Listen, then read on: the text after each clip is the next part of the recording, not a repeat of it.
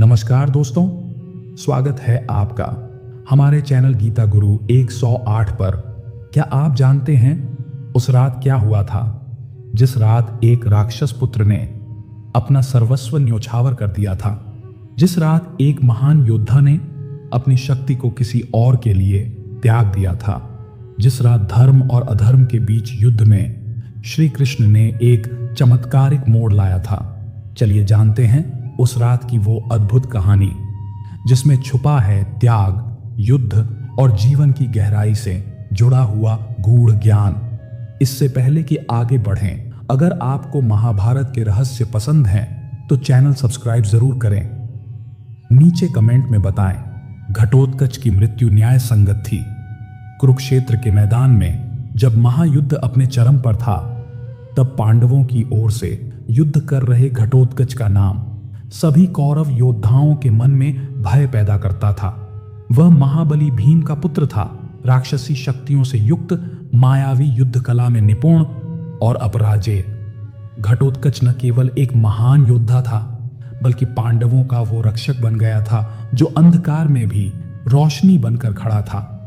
उस दिन श्री कृष्ण ने भीम से कहा, भीम, अब समय आ गया है कि घटोत्कच युद्ध भूमि में उतरे, क्योंकि अंधकार का राजा अंधकार में ही सबसे प्रबल होता है। घटोत्कच की गर्जना सुनकर कौरव सेना कांप उठी। उसकी मायावी शक्ति ने दुश्मनों को भ्रम में डाल दिया। उसने अनेक असुर शक्तियों का प्रयोग कर दुर्योधन की सेना को तहस नहस कर दिया। कर्ण को गुरु परशुराम से प्राप्त एक दिव्य अस्त्र मिला था, शक्ति। लेकिन यह अस्त्र केवल एक बार ही प्रयोग किया जा सकता था। कर्ण ने यह अस्त्र अर्जुन के लिए संभाल कर रखा था, क्योंकि वह जानता था कि युद्ध का निर्णायक क्षण वहीं आएगा। परंतु जब घटोत्कच ने कौरवों का नाश करना शुरू किया और दुर्योधन ने घबराकर कर्ण से रक्षा की प्रार्थना की, तब कर्ण ने वह दिव्यास्त्र घटोत्कच पर चला दिया। घटोत्कच का शरीर आकाश में विशाल पर्वत के समान फैल गया। वह गर्जना करते हुए मरा, लेकिन मरते समय उसने अपने शरीर को इतना बड़ा कर लिया कि उसका मरण भी कौरव सेना पर कहर बनकर टूटा। यहां से हमें एक गहरी सीख मिलती है।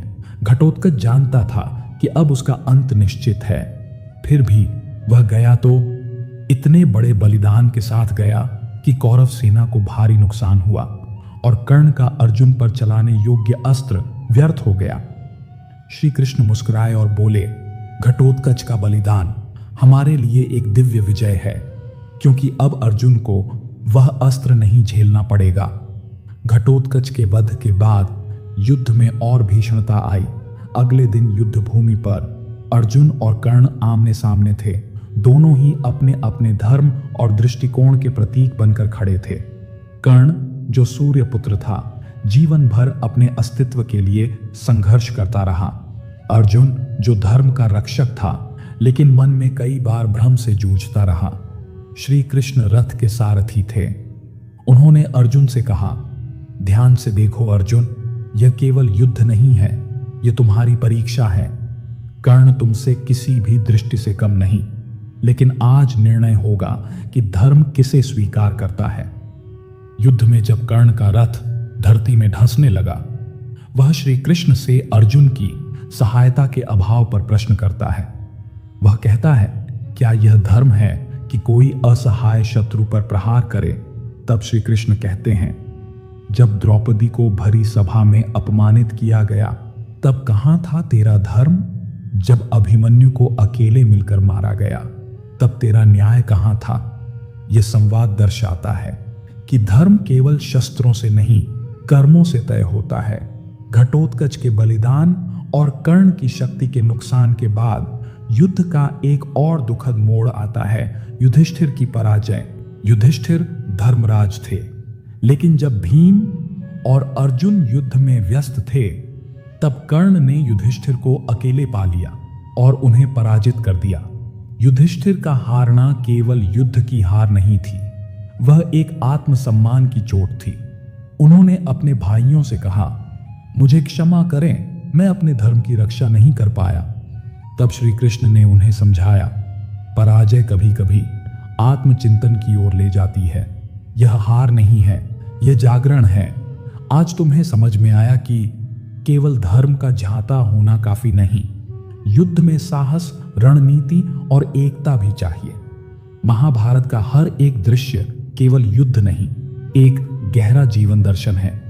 घटोत्कच का बलिदान हमें सिखाता है कि कभी कभी दूसरों की रक्षा के लिए स्वयं को अर्पित करना भी विजय की ओर ले जाता है। कर्ण की शक्ति का हरण यह बताता है कि अधर्म की शक्ति चाहे जितनी हो, वह धर्म के सामने टिक नहीं सकती। युधिष्ठिर की हार यह सिखाती है कि सच्चाई की राह पर चलने वाले को भी संघर्ष से गुजरना होता है।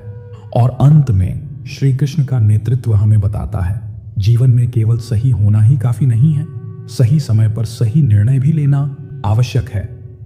प्रिय साथियों, महाभारत केवल इतिहास नहीं है, वह हर युग के लिए जीवन का दर्पण है। घटोत्कच, कर्ण, अर्जुन, युधिष्ठिर और श्री कृष्ण, इन सभी पात्रों के माध्यम से हमें साहस, त्याग, नीति और धर्म के गहरे स्वरूपों की झलक मिलती है। अगर आपको यह वीडियो अच्छा लगा हो तो इसे लाइक और शेयर जरूर करें और हमारे चैनल गीता गुरु 108 को सब्सक्राइब करना ना भूलें। श्री कृष्ण का ज्ञान जीवन बदल सकता है।